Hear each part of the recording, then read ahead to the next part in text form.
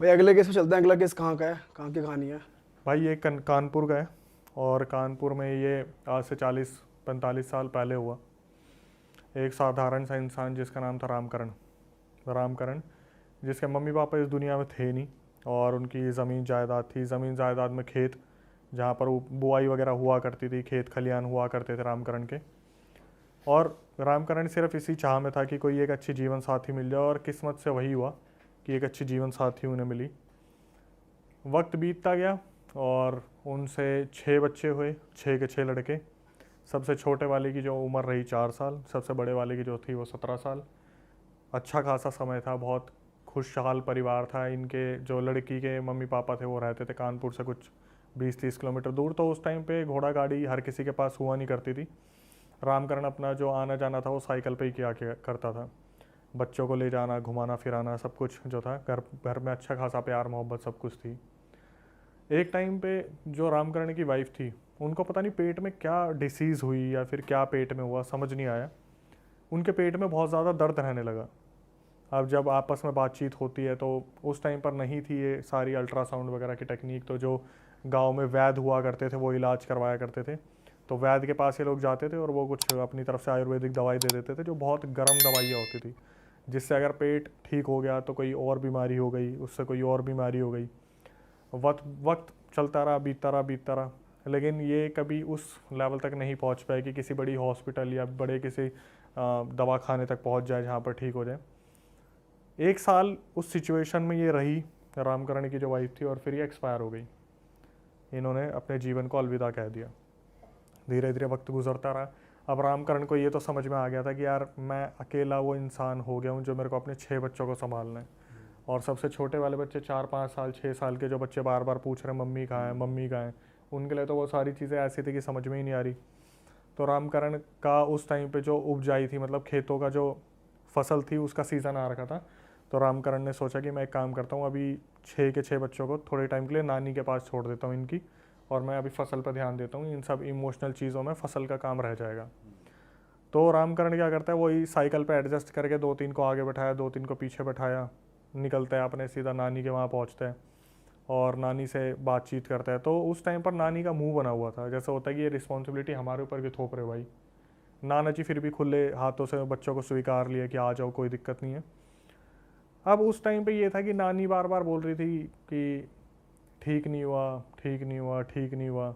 अब ठीक नहीं हुआ हो तो सबको ही पता है, लेकिन उस चीज़ का करा क्या जाए। रामकरण बताते हैं वहाँ पे कि ऐसे ऐसे हो गया, तो फसल अब मेरे को संभालनी है, बच्चों को मैं संभाल नहीं सकता, और कब तक मैं पड़ोसियों के पास बच्चों को छोड़ूंगा। 1 दिन 2 दिन, अब तो ऐसा हो रहा है कि पड़ोसी भी बोल देते हैं कि उनको भी काम है। हर किसी को कोई ना कोई काम रहता है, और आधे से ज़्यादा तो खेतों में ही जाते हैं। उनकी नानी ने बोला कि ठीक है, आप हमें बता दो कब तक आप आओगे, तब तक हम बच्चों को संभालते, फिर आप देखना। लेकिन जाते जाते ना नानी दिमाग में एक बात डाल देती है कि तुम्हारी उम्र अभी इतनी ज़्यादा नहीं हुई है, तुम्हें दूसरी शादी कर लेनी चाहिए। कम से कम बच्चों को संभालने वाला कोई तो होगा। हमारी उम्र रही कितनी है अब, 10 साल 20 साल, ज़्यादा से ज़्यादा 30 साल। रामकरण उस चीज़ में मतलब था ही नहीं। उसे ये था कि नहीं भाई, मतलब एक होता ना इंसान को बार बार पुराने दिन याद आते कि मेरी अभी बीवी को मरे कितना टाइम हुआ है, और ये मेरे को दूसरी शादी के लिए बोल रहे, 6 बच्चे हैं, कोई आएगी तो क्या संभालेगी। रामकरण ने ध्यान नहीं दिया, वो साइकिल उठाते हैं और अपने घर वापस आ जाते हैं।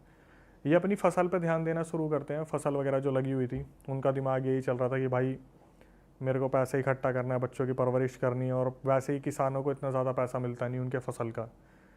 फिर भी ये अपनी फसल के 2-3 महीने निकालते हैं, उसके बाद डिसीज़न बनाते हैं कि अब मैं अपने बच्चों को लेके आऊँगा। ये साइकिल उठाते हैं, अपने बच्चों को लेने के लिए निकलते हैं नानी के घर पे। और रास्ते में जब ये जा रहे थे तो इनका ध्यान पड़ता है कि साइड में ही एक बुज़ुर्ग आदमी पेट पकड़ रखा है और बहुत दर्द में है। तो ये वहाँ पे उस आदमी के पास जाते, बोलते बाबा क्या हुआ। सरल इंसान, व्यवहार के अच्छे थे, इन्होंने पूछ लिया। और वो बुज़ुर्ग आदमी बताता है कि बेटा मेरे पेट में बहुत ज़्यादा दर्द हो रहा है, अगर तेरे को कोई दिक्कत नहीं है तो थोड़ी सी आगे मेरी कुटिया है, मुझे वहाँ तक छोड़ दे। इसने पहले तो सोचा कि यार मेरे को बच्चों को भी लेके आना है, इसको इसको छोड़ूंगा तो मैं काफ़ी लेट हो जाऊँगा। फिर दिमाग में यही आता है कि चल के भी कैसे जाएंगे बाबा। तो इसने बोला ठीक है बाबा, आप पीछे बैठ जाओ। अब ये चलना शुरू करते हैं। तो जैसे रामकरण थे, उन्होंने बाबा से पूछ लिया कि बाबा क्या हुआ, आप ऐसे कैसे बीमार हो गए चलते फिरते। तो बाबा बताना शुरू करते कि बेटा मैं क्या करूँ, हमारी तो मजबूरी है।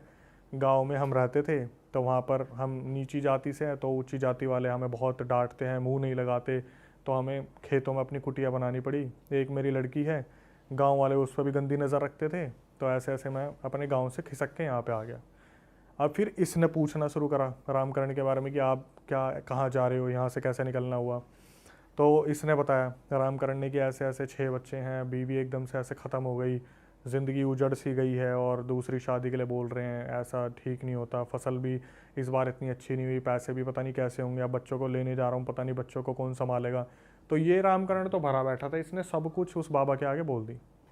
बाबा ने बोला कि ठीक है बेटा, कोई नहीं, दोनों ही दुख में है, वो कुटिया आ गई मेरी, यहीं पर मुझे छोड़ दो। तो जैसे ही रामकरण साइकिल उठाते ना जाने के लिए, तो बाबा पीछे से बोलते कि बेटा वैसे जैसे तुम्हारी जो सासू माँ है वो सही तो कह रही है, तुम्हें शादी तो कर लेनी चाहिए, अब 6 बच्चों को कौन संभालेगा। तो रामकरण ने बस ऐसे देखा, लुक दिया, और फिर वो पुरानी यादों में अपने, उनकी वाइफ का नाम रीना था, तो वो अपनी रीना के बारे में सोचने लगे और आगे बढ़ने लगे। फिर एकदम से जो बाबा थे बोलते, बेटा सुनो, तो मैं ये कह रहा था कि मेरी भी एक बच्ची है और मुझे तुम्हारा व्यवहार बहुत अच्छा लगा, मैं परख रहा था तुम्हें, और तुम्हें लगे तो तुम मेरी बच्ची से शादी कर सकते हो, वैसे भी गाँव का कोई आदमी मुझे ठीक नहीं लगता। उस टाइम भी रामकरण ने इस बारे में कुछ नहीं सोचा, वो बोलता है ठीक है बाबा, मैं सोचूंगा, देखूंगा, बताऊंगा। ये पहुंचते हैं सीधा अपनी ससुराल में, सासू माँ के पास। तो वहाँ पर फिर वही बातें चल रही है कि भाई तुम दूसरी शादी क्यों नहीं कर लेते, दूसरी शादी क्यों नहीं कर लेते। तो इनके दिमाग में ये चल रहा होता है, यार जहाँ जाता हूँ यही टॉपिक चलता रहता है और पुरानी यादों से बाहर नहीं आ पा रहे हैं। तो वो जो नानी थी वो खूब बोलती है इन्हें कि तुम्हें कर लेनी चाहिए, शादी कर लेनी चाहिए। बोलता है ठीक है, मैं इस बारे में विचार बनाऊंगा, आपको बता दूंगा। ये अपने बच्चों को लेके अपने घर आ जाते हैं। अब बच्चों को जब घर लेके आ जाते हैं, अगले दिन ये खेत में जा रहा है, 2 बच्चे किसी पड़ोसी के हैं, 2 बच्चे किसी और पड़ोसी के। सबसे जो बड़े वाले थे वो तो 17 साल के बच्चे कहाँ ही बात करेंगे, वो तो यूँ है कि यहाँ चल रहा है जो ज़िंदगी में चल रहा है, कभी बाप का हाथ बटाने चले गए खेतों में तो ठीक है, वरना अपने पढ़ाई लिखाई चल रही है, जो भी नॉर्मली चीज़ें चल रही हैं। क्या हुआ, सबसे छोटे वाला जो बच्चा था, अचानक से उसकी तबीयत ख़राब होती है। तबीयत ख़राब हुई तो पड़ोसियों ने बताया कि आपके छोटे वाले बच्चे की तबीयत ख़राब है। उसको दवाई वगैरह दिलवाई, वैद्य से दवाई दिलवाई, और फिर एक दिन क्या हुआ, सबसे छोटे वाला बच्चा उनका एक्सपायर हो गया। और जिस कंडीशन में हुआ वो कंडीशन बड़ी अजीब सी थी। वो कंडीशन कुछ इस तरीके की थी कि बच्चा जो था वो कुछ अलग ही स्थिति में गया इस दुनिया को छोड़ के। इसको समझ नहीं आया कि ये हुआ क्या। अब भाई उधर से वो आए, सासू माँ वगैरह आए, बच्चे को देखा कि यार ये तो चला गया और तुम क्या ध्यान रखोगे, मुझे नहीं लग रहा कि तुम ध्यान रख पाओगे, ऐसा है वैसा करके। तो फिर दोबारा इस पर दबाव डाला कि तुम्हारे 5 बच्चे बचे, कम से कम उनका तो ध्यान दे लो, तो तुम्हें दूसरी शादी कर लेनी चाहिए, ऐसे कर लेनी चाहिए। फिर ये बताता है अपनी सासू माँ को कि ऐसे ऐसे मैं जब गया था ना, तो वहाँ पे एक बाबा थे और उन्होंने अपनी बच्ची के बारे में बताया था, तो अगर मैं करूँगा तो एक बार उनसे कर सकता हूँ, क्योंकि मेरा वैसे तो व्यवहार किसी से मिल नहीं रहा था, उस बाबा से मेरा थोड़ा व्यवहार मिला था। तो अब वो सासू माँ गुस्सा होगी कि क्या कोई रोड पर मिल जाएगा तो तुम किसी से भी कर लोगे, ऐसे थोड़ी ना होता है। तो ये बोलते हैं कि एक काम करते हैं, हम एक बार मिल लेते हैं उनसे, मिल के उनका थोड़ा सा आपको भी व्यवहार समझ में आ जाएगा। अभी अपनी सासू माँ को लेने अगले दिन जैसे सब कुछ क्रियाक्रम करके अगले दिन लेके जाते हैं उस कुटिया के पास। तो वहाँ पर वो लड़की खड़ी होती है, उसका नाम रानी था, पहले वाली का नाम रीना था, इसका नाम रानी है। तो जब ये वहाँ पे पहुँचते हैं, लड़की दिखने में सुंदर थी, तो सासू माँ ने बोला कि बेटा तेरा बाबा कहाँ है, बाबा को बुला। तो वो लड़की बताती कि बाबा तो अभी 1 हफ्ते पहले गुजर गए। तो बोलते कि तू यहाँ पे अकेली क्या कर रही है। बोली मेरे को जो बाबा ने बताया था ऐसे सब्जी उगानी है, ये करना वो करना, मैं तो वही कर रही हूँ। तो वहाँ पे रामकरण समझ गया कि भाई इसका भी व्यवहार ठीक है बात करने में। तो रामकरण बोलते कि अगर आपको दिक्कत ना हो तो ऐसे ऐसे आपके बाबा ने मेरे से बात की थी। तो लड़की भी बोलती है कि आप रामकरण हो, और बाबा ने मुझे बताया था आपके बारे में, आपने उनकी एक बार जान बचाई थी ऐसे ऐसे। तो रामकरण बोलते एक काम करो, आप हमारे साथ हमारे घर चलो। ये उन्हें अपने घर लेके आ जाता है, दिखाते हैं 5 बच्चे हैं, ऐसे ऐसे अगर आप इनकी देखभाल कर सकते हो तो आपका भी कोई नहीं है, मेरी ज़िंदगी में भी कोई नहीं है, ऐसे ऐसे आप बच्चों का थोड़ा सा ध्यान रख सकते हो, तो हम शादी कर लेते हैं। भाई ये शादी कर लेते हैं, लाइफ आ जाती है दोबारा ट्रैक पे। ठीक है, अब रामकरण की ज़िंदगी थोड़ी सरल हो गई, वो अपने खेत में जा रहा, बच्चे हैं आराम से। लेकिन जो सबसे 2 बड़े बच्चे हैं वो तो फिर भी बात नहीं कर रहे, उन्होंने कभी उसको अपनी माँ स्वीकार ही नहीं, रानी को। वो अपनी जो असली माँ थी रीना, उसी के ही दिमाग में रहते थे कि वही हमारी माँ थी, ये आ गई बच्चों का ध्यान रखने के लिए, तो ज़्यादा अच्छे से व्यवहार भी नहीं होता था।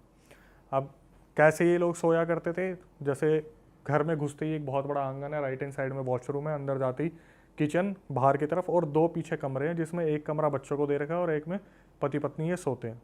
जब सबसे छोटे वाला अगर रोता है तो रात को वो इनके पास आ जाता है, वरना वहीं वो भाई अपने संभालते रहते हैं कि हमारा भाई हम देख लेंगे, ठीक है। इस बात को 6 महीने हुए थे, शादी वगैरह हो चुकी थी और सबसे छोटे वाला बच्चा जा चुका था। फिर जो सबसे छोटे वाले से बड़ा वाला बच्चा था, उसकी तबीयत ख़राब होती है। उसको भी समझ नहीं आ रहा, पेट में दर्द हो रहा है। छोटा बच्चा था, कुछ ज़्यादा बोल नहीं पा रहा, खाना नहीं खा रहा, खाना खा रहा तो उल्टी आ जा रही है। एक दिन ये खेत में गया, जो आराम करना था, वापस आया। रात को ये लोग सोए और सुबह जब ये उठ के जाके देखते हैं दूसरे कमरे में, तो वो जो सबसे छोटे से बड़ा वाला बच्चा था, जो 5वें नंबर पे था, वो भी ख़त्म। और वो जो ख़त्म हुआ भाई, वो एक ख़त्म होना सबसे और अलग चीज़ थी, क्योंकि वो पूरा नीला पड़ चुका था और ऐसा लग रहा था इसके शरीर में खून नहीं है। कि पता नहीं रात को ऐसा क्या सांप काट गया, पता नहीं कौन सी बीमारी हो गई। इस दर्द को इन्होंने ये सोच लिया और एकदम ही खत्म हो रहे हैं। ये पहले सबसे छोटा हुआ, फिर उसके बाद उससे बड़ा हुआ, अब रह गए 4। सीरीज वाइज हम काउंट करेंगे, नीचे से अभी हम चल रहे ऊपर। भाई वो भी खूब दबा के रो रही है, जो रानी है, कि बच्चा ख़त्म हो गया, बच्चा ख़त्म हो गया। उसने तो दिल से लगा रखा था, सबसे छोटा था तो रहता था उसके पास, ठीक है भाई। वक्त गुजरता रहा, ये वक्त भी टल गया। इसके बाद क्या हुआ, अब जैसे खेत पे वो जाया करता था रामकरण, अपने दोनों सबसे बड़े वाले बच्चों को साथ ले जाया करता था कि हाथ बंटवाने, ये सब कुछ।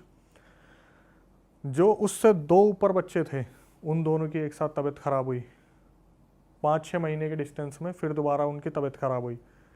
एक रात क्या हुआ, सोए, अगले दिन उठे, वो दोनों बच्चे भी सेम पोजीशन में ख़त्म मिले। नीले पड़े, दोनों नीले पड़े हुए हैं, ऐसा लग रहा शरीर में खून नहीं है। बैक टू बैक हो रहा है अब। 4 बच्चे ख़त्म हो गए। सबसे पहले छोटा गया और फिर उससे बड़ा गया, फिर उससे 2 बड़े चले गए, अब रह गए 2 बड़े बच्चे। गांव वाले इकट्ठे हुए और गांव वाले रामकरण को बोलते हैं कि ऐसा है, तुम कुछ अपना ऊपरी दिखवा लो, क्योंकि इनकी माँ मरी थी, जो रीना थी। ऐसा ना हो कि वो ही लेके जा रही है बच्चों को, कि ध्यान रखने वाला कोई नहीं है। तो माँ की ममता कभी कभार रह जाती है और कभी कभार ले जाती है। तो रामकरण की एकदम से आंखें खुल गई कि मैंने इस बारे में तो सोचा ही नहीं, कि कहीं रीना जो इनकी गुजरी हुई माँ है, वही तो नहीं लेके जा रही है अपने साथ। ये जाता है एक बाबा के पास, बाबा के पास जाता है, और जो बाबा इन्हीं के घर से 2-4 किलोमीटर दूर रहते थे, उनके पास जाता है और जाके बोलते हैं कि बाबा, मेरे घर पे तो जैसे मौत का अकाल सा रखा, मुझे समझ नहीं आ रहा कि मेरे घर पे हो क्या रहा है, मेरे 4 बच्चे ख़त्म हो गए। वो जो बाबा बैठा था वो बोलता है, बेटा अभी तेरे 2 बच्चे भी मरेंगे, तू भी मरेगा और तेरी लुगाई भी मरेगी। और सीधा ऐसे ही बोलता, सीधा बोल दिया कि तुम बचने वाले नहीं हो और तुम्हें कोई बचाने वाला है भी नहीं, तुम सब मरोगे। ये पूछने लगा कि बाबा ऐसा क्या हुआ। बोला, अभी तू ये मत सोच ऐसा क्या हुआ, जिस चीज़ के लिए तू आया है ना अपने बच्चों को बचाने के लिए, उसी पे ध्यान दे। तो ये बोलता है कि मैं कैसे बचाऊं बच्चों को। बोलता है कि जब तक तू सोएगा नहीं, तब तक तू भी जिंदा रहेगा, तेरे बच्चे भी जिंदा रहेंगे और तेरी लुगाई भी जिंदा रहेगी। जैसे ही तू सोएगा मरेगा। ये अपने घर पे आता है वापस। अब इसके दिमाग में होता है कि मेरे को सोना नहीं है। भाई जो खेत से काम करके आता है ना, उसकी एनर्जी वैसे ड्रेन हो जाती है। रात के 2 बजे उसकी पता नहीं कब आँख लग गई। सुबह वो उठा, जैसे 4-5 बजे सुबह आँख खुली ना, एकदम से भाग के गया दूसरे कमरे में, देखा चलो सब कुछ नॉर्मल है। मतलब बाबा ने जो बताया था वो तो नहीं हुआ जो होना चाहिए था। सुबह हुई, खेत गया, खेत से आते टाइम बाबा के पास गया और बाबा को बताया कि बाबा ऐसा तो कुछ भी नहीं हुआ। बाबा ने बोला कि वक्त के ऊपर छोड़ दे, कोशिश करियो, सोइयो मत। बाबा ये बोल के चले गए। अब वहाँ बैठा था शिष्य इसे जानता था। वो बोलता है, रामकरण क्या हो गया, बड़ा आजकल तेरा इसमें धाम में आना हो रहा हमारे। बोला, भाई बाबा तो बोल के चले गए सोइयो मत, मैं खेत से काम करके आता हूँ, ऐसा हो ही नहीं सकता कि मेरे को नींद ना आए। मेरे को नींद आती है।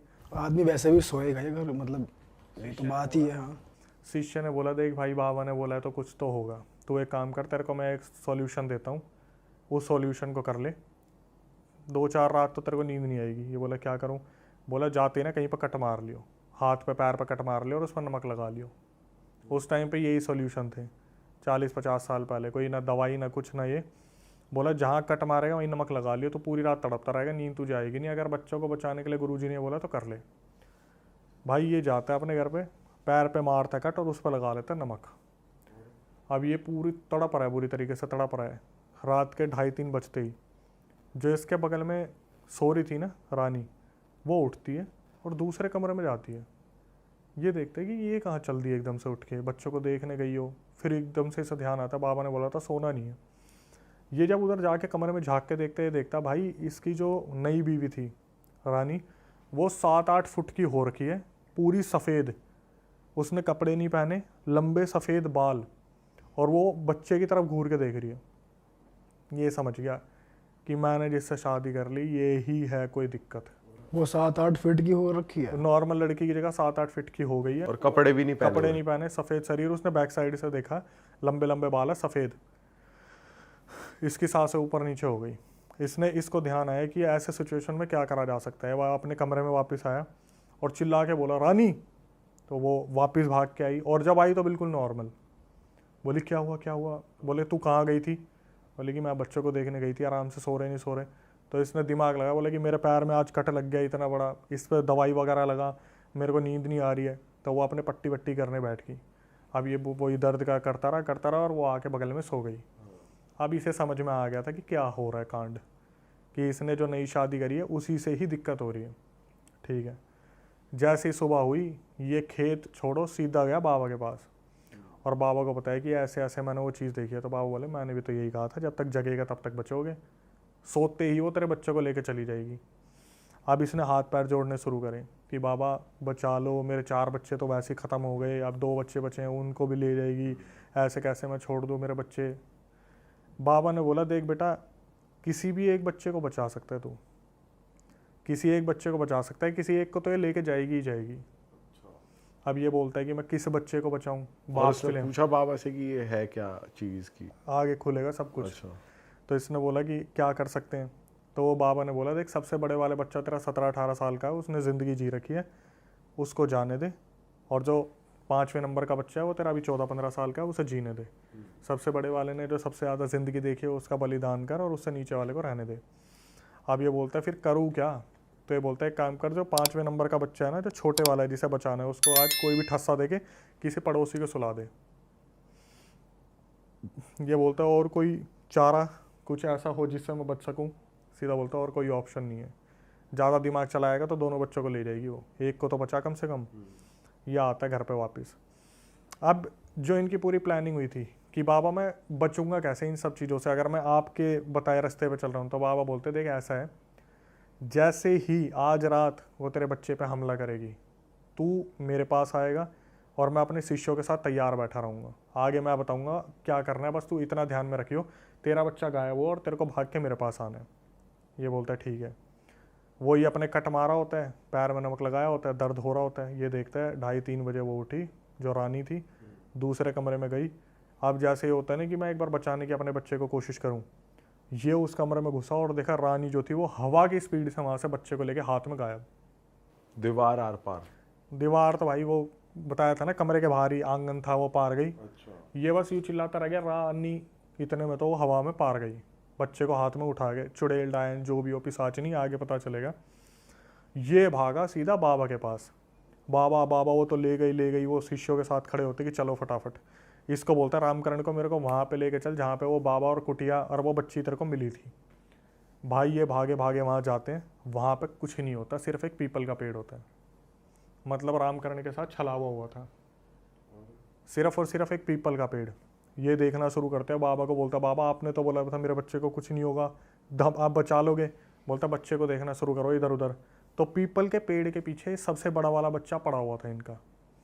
अब उसे उठाया तो वो उठे ना, और कोई भी नहीं, सिर्फ और सिर्फ वो 6 नंबर का सबसे बड़ा जो बच्चा था वो बेहोश पड़ा था। बाबा ने अपना अभिमंत्रित पानी वानी मारा, फूक वहाँ जो भी था फूका वहाँ पे, बच्चा होश में आया। उससे पूछना शुरू करा तू कैसे आया यहाँ पे, तेरे को मालूम है? बोलता है मैं तो सोने के लिए लेटा था, उसके बाद तो मुझे कुछ याद ही नहीं है। अब ये बोलते कि ये हो क्या रहा है। जो बाबा थे वो बोलते एक काम कर, मुझे अपने ससुराल में लेके चल, तेरी सासू ने तो देखा था ना उस लड़की को, यहाँ पे कुटिया थी ना, चले एक बार वहाँ पे तेरी सासू माँ से बात करते हैं। ये पहुँचे सासू माँ के घर पे। वहाँ लगी हुई थी भीड़। अब ये जब अंदर गए तो इन्होंने देखा कि सासू माँ उसी पोजीशन में पड़ी है, मरी हुई, शरीर नीला और खून शरीर में है नहीं। जो नानी थी। हाँ। ये पूछना शुरू करता है नाना से ये क्या हुआ। तो नाना बताता है भाई ये तो सोई थी और पता नहीं क्या ही हुआ, इसके कौन सा बिच्छू लड़ गया, इसके पता नहीं सांप लड़ गया, हुआ क्या समझ में नहीं आया।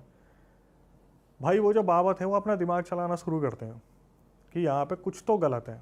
आगे पीछे लोगों से बातचीत करते हैं कि यहाँ पे कोई साला तांत्रिक वांत्रिक रहता है क्या, जो कोई नामी ग्रामी तांत्रिक हो। तो उनमें से कुछ लोग बताते हैं हाँ वहाँ पे तांत्रिक रहता है। ये बोलते चलो बेटा सारे वहीं पे, लठ लेके वहीं पहुँचो। तो रामकरण ने भी बोला कि भाई इस गांव में हादसे होंगे, मेरे साथ भी हुआ है, चलो मेरे साथ। तो ये लेके वहाँ पहुँचते हैं। अब जब वहाँ पहुँचते तो वो तांत्रिक सामने बैठा होता है बिल्कुल चौड़ा हो के, बढ़िया लठ वठ पकड़ के, और बगल में उसका घर था जिसमें उसके बच्चे बीवी थे। तो ये बाबा पूछना शुरू करते कि तू अपने आप से बताएगा या तेरे को मार के पूछना शुरू करे। अब वो था वो घोर तांत्रिक, वो ऐसे कैसा मुंह खोलेगा, मैंने कुछ नहीं करा, मेरे पास क्यों आए हो, मैंने कुछ नहीं करा, मेरे पास क्यों आए हो। गाँव वाले सीधा भागे, बीवी को पकड़ा, बच्चों को पकड़ा कि सच सच बता दे नहीं तो ख़त्म कर देंगे। वो जो बंदा बताता है वहाँ पे तांत्रिक जो आघोरी था, बताता है मैंने कुछ नहीं करा, जो करा है इन बच्चों की नानी ने करा है। बोलते बच्चों की नानी ने? बोलता हाँ, वो जब वो नानी लेके आई थी इनको 6 के 6 बच्चों को यहाँ पे। ये बोलते अब सच बता हुआ क्या था। तो ये बताते तांत्रिक बता रहा कि जब उस नानी की लड़की गुजरी थी, मतलब रामकरण की वाइफ जब गुजरी थी, तो नानी को ये लगा कि उसकी जो बेटी गुजरी है वो गुजरी इसलिए क्योंकि रामकरण ने उसका इलाज नहीं करवाया। वो इतनी ज़्यादा चिढ़ गई थी, इतनी ज़्यादा चिढ़ गई थी। जब रामकरण अपने बच्चों को छोड़ने गया था तो वो नाखुश थी। जैसे ही रामकरण अपने बच्चों को छोड़ के फसल के काम से गया तो ये सीधा तांत्रिक के पास लेके गई कि इन 6 के 6 बच्चों की बलि चढ़ानी है मेरे को। इनकी माँ ख़त्म हुई और इनके बाप ने जो है मेरी बेटी ख़त्म करी है, इनकी बलि चढ़ानी है। तो वो तांत्रिक बोला मुझे क्या मिलेगा? तो वो बोली बलि चढ़ा और जिसको देनी है दे। और बस ऐसे ही बलि चढ़वानी थी, उसको कुछ बदले में कुछ नहीं चाहिए था, उसी को ही नानी को कुछ नहीं चाहिए, नानी को तो खत्म होते देखना सब कुछ। कि रामकरण के चेहरे पे मुझे वो दुख देखना है जो मैं आज अपनी बेटी को खो के देख रही हूँ। बोली इन सब की बलि चढ़ा और अपने जो करना कर, मेरे को नहीं पता, मेरी बच्ची के लिए मुझे इंसाफ चाहिए। वहाँ से तांत्रिक दिमाग देते हैं कि देखो अभी अगर बलि चढ़ गई तो आप पे इल्ज़ाम आएगा, एक बार रामकरण को आने दो और बच्चों को वापस ले जाने दो, उसके बाद मैं अपने आप सब कुछ करूँगा। भाई उसके बाद उस तांत्रिक ने क्या करा, नानी को बोला कि आप कल बच्चों को लेके मत आना, कल आप खाली हाथ आना, मैं बताऊँगा आपको करना क्या है।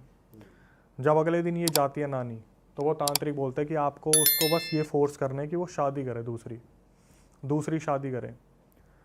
वो जो पूरा छल था ना वो तांत्रिक ने रचा था कि वो बुड्ढा जो मिला, उसकी कुटिया, उसकी बेटी, सब कुछ छलावा था वो।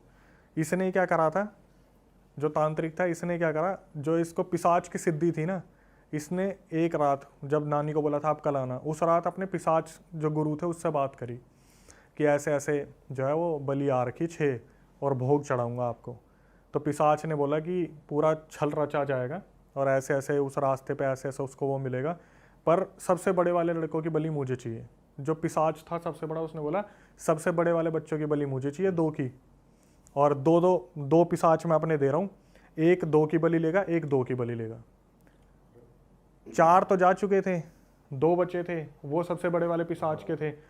पिशाच ने क्या कर रखा था, 5वें नंबर के बच्चे की आहुति के लिए पूरा प्रोग्राम रच रखा था उस पेड़ के पास।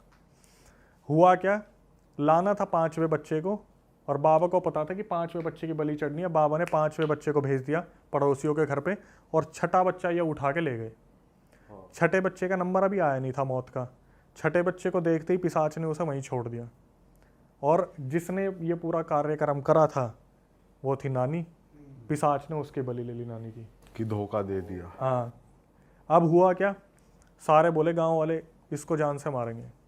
वो बोले नहीं नहीं नहीं, इसको नहीं मारेंगे हम, इसको यहीं छोड़ दो इस तांत्रिक को। अब गांव वाले ये बोल रहे ये क्या कर रहे हो आप, ये कल को किसी और के साथ करेगा। बोले नहीं नहीं तुम चलो यहाँ से, मैं तुम्हें गांव में बताऊँगा। बाबा सबको अपने साथ लेके आ गए। अब सारे पूछने लगे कि आपने क्यों छोड़ा। बोला इसे ऐसे कर्मों की सज़ा खुद मिलेगी। जो 6ठे बच्चे की बलि है ना, अब वो पिशाच इसी की बलि लेगा। 5वें बच्चे की जगह नानी गई, 6ठे की जगह ये जाएगा अब, क्योंकि जो सब कुछ बनाया हुआ था वो सारा का सारा खराब हो गया। और पिशाच लेके ही मानता है एक बार 2-3 दिन के अंदर वो जो तांत्रिक था वो खत्म। वो जो पिशाच था वो उसकी भी बलि ले गया, नानी भी गई उधर, वो करने वाला भी गया, वो 2 बच्चे बच गए, और रामकरण की जिंदगी फिर। तो आज भाई पहला किस्सा मैं लेके आया हूँ, और ये किस्सा मैंने सुना था एक ड्राइवर से। ये किसी सब्सक्राइबर ने मुझे नहीं भेजा है, और इस किस्से के बारे में मैं बात करने से काफ़ी उचकता था। मतलब एक तरीके से मैं थोड़ा साइड की गली ढूंढता था कि इस टॉपिक के बारे में बात ना हो, लेकिन अब जब पता चल गया कि वो ड्राइवर ही इस दुनिया में नहीं रहे तो ठीक है, मैंने सोचा कि इस बारे में अब बात करी जा ट्रक सकती है। ड्राइवर था वही? वो टैक्सी ड्राइवर थे भाई हमारे, मैं तो ज़्यादा बता भी नहीं सकता, हमारे मतलब मोहल्ले में ही एक बहुत बड़े एक फ्लैट लिया था उन्होंने। फ्लैट भी नहीं था, मतलब एक घर था जहाँ पर लाइन से टैक्सी खड़ी होती थी। पहले टूर एंड ट्रैवल्स का काम काफ़ी अच्छा चलता था, अभी ऑनलाइन हो गया सब कुछ, उस टाइम पे नहीं था। उस टाइम मेरी उम्र भी रही होगी मेरे ख्याल से 16-17 साल, जब ये चीज़ मैंने उनसे सुनी थी।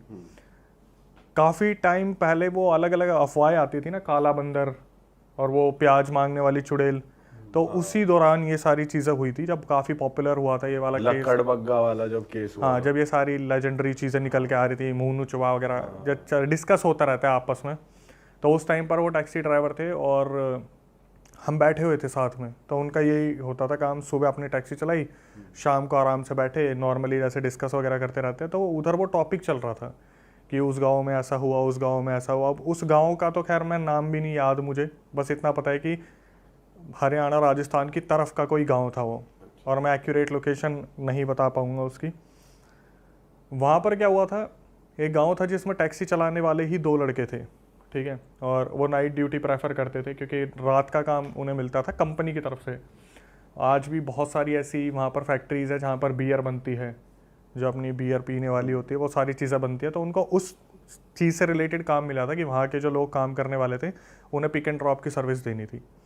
तो एक लड़का था जिसका घर परिवार था और एक लड़का था जिसके घर परिवार में कोई भी नहीं था, उसके मम्मी पापा एक्सपायर हो गए थे। तो जाते जाते जैसे होता है कि एक ज़मीन का टुकड़ा बच गया, उसे बेच के उसने टैक्सी ले ली थी। अब ये दोनों दोस्त थे, काफ़ी अच्छे दोस्त थे, टैक्सी चलाया करते थे, रात का ही इनका जो है आना जाना हुआ करता था। तो जब रात को निकलते थे तो कोशिश करते थे साथ में हो, लेकिन शिफ्ट थोड़ी बहुत आगे पीछे हो जाती है। इसी तरीके से इनका हुआ कि एक की शिफ्ट आगे हो गई, एक की पीछे हो गई। अब पीछे शिफ्ट किसकी हुई? जिसके घर में कोई नहीं था, क्योंकि उसके ऊपर कोई टाइम का बाउंडेशन नहीं था। जिसके ऊपर घर वाले थे वो पूछते थे, बात करते थे, तो उसने अपनी शिफ्ट इस हिसाब से करवा रखी थी, रात के 11 से सुबह 8 बजे तक। अब हुआ क्या, जब ये लोग निकलते हैं तो कभी आपस में जैसे इधर उधर रास्ते पे जा रहे तो रोक के पूछ लिया, हाँ भाई क्या है, मैं सवारी को ड्रॉप कर रहा हूँ, ऐसे है, पिकअप है, ड्रॉप है। जो बंदा अकेला रहता था ना, वो काफ़ी इस बारे में सोचता था कि मैं अपना परिवार कैसे बनाऊंगा, मैं आगे अपना वंश कैसे बढ़ाऊंगा, क्योंकि उसका तो घर वाले भी हैं, दूसरे का एक भाई भी है, बहन भी है, ये सारी चीज़ें हैं। अगर जनता इस चीज़ को सुन रही है, थोड़ा सा कनेक्ट आप यहाँ से करना स्टार्ट करोगे तो वक्त के साथ क्या हुआ, ये अपनी ज़िंदगी में आगे बढ़ते हैं। और ये जो सिंगल रहने वाला लड़का था, इसने थोड़ा सा और लेट निकलना स्टार्ट कर दिया कि मतलब मैं लेट जाऊंगा, मेरे को पता है कि सवारी मेरे को मिलनी तो है ही, वहाँ पर चलता फिरता है। और ऐसे बहुत सारे डिपार्टमेंट होते हैं, जैसे हम सोचते हैं कि रात को सवारी नहीं मिलती, तो आप गुड़गांव के बीपीओ देखोगे जहाँ पर रात को ही एकदम से क्राउड निकल के आता है कंपनीज से। ऐसे ही वहाँ पर सीन था पूरा। तो काफ़ी पहले की बात है ये जो टैक्सी ड्राइवर्स थे ये निकले, जो जाने वाला था जिसका घर परिवार था वो निकल गया। तो जो दूसरा लड़का था, इसने देखा कि जो टैक्सी ड्राइवर जिसके घर वाले थे, उसने देखा कि ये जो बंदा है ये आना बंद कैसे कर रहा है जॉब पे। उसने क्या करा, 1-2 दिन वो गया नहीं, जिसके घर परिवार में कोई भी नहीं था, उसने जाना बंद कर दिया था जॉब पे रात को। तो इसको थोड़ा अजीब सा लगा कि यार चलो ठीक है, इसका खर्चा कम है, लेकिन कंपनी निकाल दे, कुछ ऐसा हो जाए, कोई बात हो जाए तो इसको तो टेंशन होनी चाहिए, क्योंकि जिनके घर परिवार में सब कुछ है उनकी ज़मीन जायदाद भी है, लेकिन इसके कुछ ऐसा व्योत नहीं था। इसने ढूंढना शुरू करा। तीसरी रात जैसे होता ना कि रोड क्रॉस कर रहे हैं तो ये देखते जा रहे, इधर दिख जाए, उधर दिख जाए, कहीं तो दिख जाए। दिन में इनकी बात होती नहीं, क्योंकि नाइट शिफ्ट से आने के बाद बंदा सोता भी बहुत गहरी नींद है। तो एक रात क्या हुआ, ये उस जगह से निकल रहा था जहाँ पर एक बहुत बड़ा पीपल का पेड़ था। जो अपना घर परिवार वाला ड्राइवर था ये वहाँ से निकल रहा था। इसकी नज़र पड़ती है कि यार ये बंदा टैक्सी लगा के किससे बात कर रहा है। फिर भी ये लेट हो रहा था, इसने सोचा कि चल बाद में बात करूँगा, क्या पता आज तो जॉब पे आ ही जाए। ये तीसरी रात थी जब ये जॉब पर नहीं गया और ये गाड़ी लगा के किसी से बात कर रहा था वहाँ पे।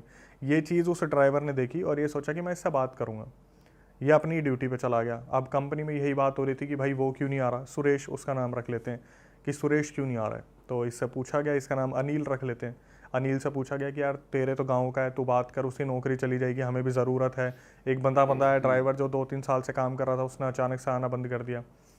तो अनिल बोलता है कि मैं एक बार उससे कल बात करता हूँ, आने से पहले मैं पूछ के आऊँगा क्या दिक्कत है। तो अनिल जब अगले ही शाम जाना था तो उससे पहले वो उससे मिला सुरेश से उसने पूछा कि भाई क्यों नहीं आ रहा। वो बोला भाई देखिए नौकरियां तो मिलती रहेगी लेकिन जीवन में हम सफ़र बहुत कम मिलते हैं, और मुझे एक लड़की मिली है, उससे मेरी बातचीत हुई है और मैं कोशिश कर रहा हूँ कि मैं उससे शादी कर लूँ। तो ये बोलता है भाई अब एक लड़का है तो हिचकिचाहट एकदम से होती है, तेरे को कहाँ से मिल गई, कौन मिल गई, मुझे भी मिलवा। तो ये बोलता है कि वैसे वो कम मिलना प्रेफर करते हैं लेकिन ठीक है आज जब तू जाएगा ना तो मिलता हुआ निकल जाइए। भाई ये बंदा उससे बात करके एक टाइम डिसाइड करते हैं, जैसे रात के 11 बजे मैं वहीं मिलूंगा, नौकरी तो मैं दूसरी देख लूँगा, जब तू वहाँ से निकले तो बता दियो मेरे को, लाइट वाइट हॉर्न वगैरह मार दियो, मैं मिलवा दूंगा तेरे को भाभी से। ठीक है, तो अनिल निकला अपनी गाड़ी लेके और उसने देखा कि 11 बजे सही वहाँ पर जहाँ पर सुरेश ने बताई थी, सुरेश ने वहाँ पर गाड़ी लगा रखी है और आराम से बात करने लग रहा है। तो इसने क्या करा, पीछे से जाके ना ऐसे टैक्सी के पीछे बजा देते हैं कि मैं आ गया हूँ लेकिन मुझे डिस्टर्ब भी नहीं करना है, कि अगर ये इंटरेस्टेड होगा तो खुद देख लेगा अनिल। तो अनिल बाहर निकलता है, बोलता है ओ आ गया तू, मिल के ही जाएगा, मुझे लगा शायद तू सीधा निकल जाएगा, नौकरी वाला आदमी है तू। तो 2 मिनट का हंसी मजाक हुआ, उसके बाद क्या हुआ, सुरेश ने बोला भाई मिलवा भी दे, अब मेरे को निकलना भी है। तो जो अनिल था उसने बोला कि चल मतलब मिलवाता हूँ तेरे को। अनिल जो था मतलब जो बंदा था उसने क्या करा, बोला कि आगे आ जाए एक बार गाड़ी के, और तू अभी वो उतरेगी नहीं, मैं कोशिश करूँगा उसे उतारने की, लेकिन ज़्यादा होच पोच मत करियो क्योंकि उसे मिलना ज़्यादा पसंद नहीं है। तो जब ये बंदा जाता है तो ये देखता है कि भाई गाड़ी में तो कोई भी नहीं बैठा, ये बंदा बात किससे कर रहा है। अब ये अपनी तरफ से जो था अनिल वो बोलना शुरू करता है कि कैसी लगी तेरी भाभी, है ना, सुंदर है ना। ये अपनी तरफ से, इसे समझ में आ गया था पीपल का पेड़ है, नीचे गाड़ी लगा रखा है, कोई ना कोई यहाँ पे सीन सपाट है। इसने वहाँ पे रिएक्ट नहीं करा, इसने सिर्फ ये बोल दिया कि भाई मानना पड़ेगा तेरी पसंद बहुत अच्छी है, और नीचे पैर काँप रहे थे, पिंडियाँ काँप रही थी। इसने बोला कि चल ठीक है भाई, अब मैं तो तेरे को बेस्ट विशेष दूंगा कि तू अपनी ज़िंदगी में अच्छा करे। और ये बहुत डरा हुआ था उस टाइम पे। इसने क्या करा, अपनी गाड़ी पकड़ी और ये वहाँ से 9 तो 11 हो गया। इसने इस तरीके से रिएक्ट किया कि इसने उस लड़की को देखा है, बाकायदा एक्टिंग कर। हाँ, इसने वही होता ना कि एक इग्नोर करने की चीज़ करी कि मैंने उस लड़की को देखा, लेकिन ये अपने आके चुपचाप वापस बैठ गया और वहाँ से निकल गया। उस दिन के बाद ये कभी उस लड़के से मिला ही नहीं जो उस लड़की के साथ था। अनिल से कभी नहीं मिला सुरेश, ये सोच के कि भाई मेरे साथ कुछ गलत ना हो जाए, क्योंकि ये पता नहीं किस चक्कर में आ रखा है। इस बात को 1 महीना हो गया, इनका आपस में कोई भी कनेक्शन नहीं था। अनिल को बस इतना था मेरे को ऑफिस जाना है, वापस आना है, मेरे को सुरेश से नहीं मिलना, ना उससे कोई कॉन्टैक्ट रखना है। इसने अपना ठान रखा था बढ़िया। भाई गाँव में ना कुछ अलग अलग चीज़ें होने लगी। गाँव में हुआ क्या, जैसे कोई 18 साल की लड़की है जिसकी शादी की बात चल रही है, अचानक से पता चला वो प्रेग्नेंट है। प्रेग्नेंट हो गई, गांव में हाहाकार हो गया कि भाई ये तो इस घर में गलत हो गया, लड़की ने पता नहीं क्या करा, लड़की को खूब पीटा गया कि तेरा चक्कर किससे चल रहा है, सच सच बता क्या है। और लड़की भगवान की कसम खा ले, माँ बाप की कसम खा ले, पर कोई भी ऐसा प्रूफ नहीं मिल रहा था कि इसका किसी के साथ चक्कर है, कुछ है। तो भाई उसका फिर जैसे घर की बेइज्जती हो जाती है, कुछ लोगों ने मतलब गाँव से निकाल दो इन्हें, भगा दो इन्हें, हुक्का पानी छोड़ दो इनका। उन घर वालों ने कहा कि हमें क्या कर सकते हैं, अब हमारे पास कोई मतलब सॉल्यूशन तो है नहीं, हमें पता भी नहीं चल रहा है। कुछ गांव वालों ने कहा भगा दो, तो उन्होंने सोचा कि निकल जाते, वो निकल गए भाई, जिनकी लड़की प्रेग्नेंट हुई थी। अब इस सिलसिले को होती है यहाँ से शुरुआत हो गई है। थोड़ा सा वक्त बीता, मुश्किल से 15-20 दिन हुए होंगे, एक और घर में खबर आती है कि ये भी पेट से है। गाँव की अलग अलग लड़कियाँ प्रेग्नेंट होना शुरू होती हैं। एक लड़की, दूसरी लड़की, फिर कोई तीसरी लड़की, फिर कोई चौथी लड़की, फिर कोई 5वीं लड़की। गांव में लगभग 7-8 लड़कियां प्रेग्नेंट होती हैं और ये नहीं पता चल रहा है कि किन के साथ संबंध है, कौन कर रहा है, कौन नहीं कर रहा है। और उस टाइम पे किसी ने इस तरीके से सोचा भी नहीं कि ये बहुत पैरानॉर्मल से रिलेटेड हो सकता है, हॉरर से रिलेटेड हो सकता है। बस उंगलियां उठ जाती थी कि भाई कोई है जो गाँव में कोई बना रहा है ऐसे लड़कियों को और बुलाता है, उनके साथ गलत करता है और घर पर छोड़ देता है। मुश्किल से गाँव में 5 लड़कियां बची थी। उनमें एक लड़की थी सरपंच की और एक बहन थी किसकी, जो हमारे ड्राइवर हैं अनिल की, उनकी बहन थी। अनिल को जब ये चीज़ पता चली ना यार, गांव में कुछ अजीब सी ही चीज़ हो रही है। हालांकि वो ज़्यादा कनेक्टेड तो गांव से रह नहीं पा रहा था क्योंकि सुबह जॉब और रात को अपना ड्यूटी। अनिल ने फिर भी थोड़ा सा ध्यान दिया और अनिल के दिमाग में आई कि भाई अगर कुछ ऐसा हुआ, क्योंकि उसे तो पता है ना एक्चुअली में सुरेश कर क्या रहा है। अनिल के दिमाग में आई कि भाई मेरी बहन के साथ भी ऐसा हो सकता है कि अगर कोई चीज़ है और सही में ऊपरी है, क्योंकि कुछ लोग आपस में बात भी करते हैं इस हिसाब से कि गांव में देखो किसी को नज़र लग गई, गांव के पता नहीं क्या हो गया, पितर नाराज़ हो गए, कुल देवी देवता ऐसे हो गए। अनिल के दिमाग में आई कि भाई मेरे को ना इस बारे में किसी से बात करनी चाहिए। अनिल सीधा गया सरपंच के पास और सरपंच को उसने ये बोला कि ऐसा है, मुझे पता है कि गांव में हो क्या रहा है। एक लड़की आपकी बची है, एक लड़की हमारे घर की बची है, मुश्किल से 2-3 लड़कियां और बची है, और मैं जितना बोलने की कोशिश कर रहा हूँ उतना समझने की कोशिश करो। पहले तो सरपंच ने उसकी बात को बिल्कुल भी कंसिडर नहीं करा कि ऐसा थोड़ी ना होता, ऊपरी थोड़ी ना होती चीज़ें।